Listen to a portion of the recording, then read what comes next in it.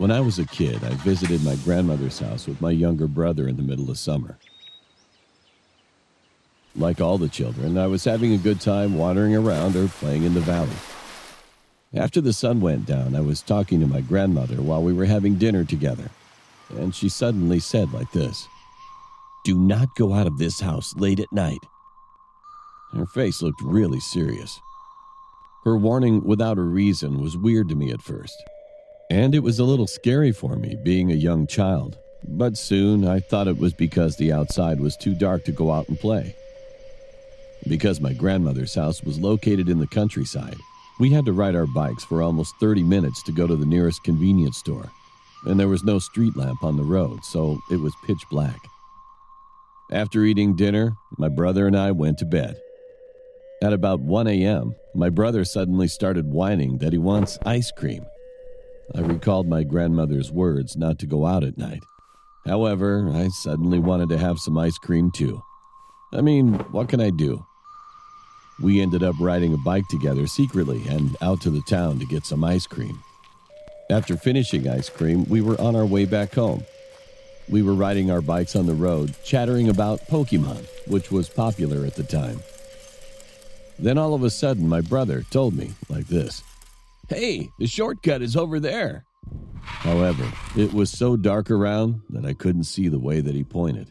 And I don't know why, but I did not want to go that way. "Nah, let's just go back the way we came." As soon as I said that and looked forward, I could see my brother in front of me who I thought was behind me. What the? The moment I realized sent a chill down my spine. Then who was it who's been talking behind me? It was that very moment that I remembered my grandmother's words. "Do not go out of this house late at night."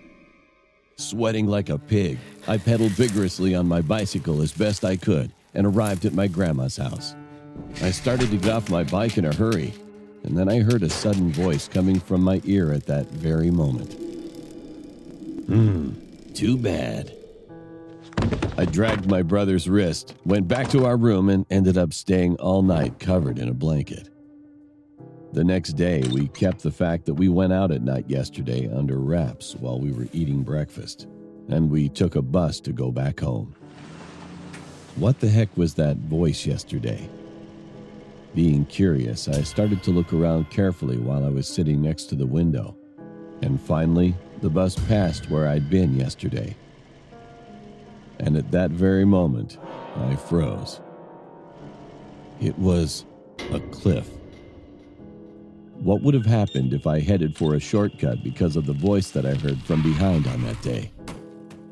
Even now, whenever I visit my grandma's house, I still think about that moment and get goosebumps.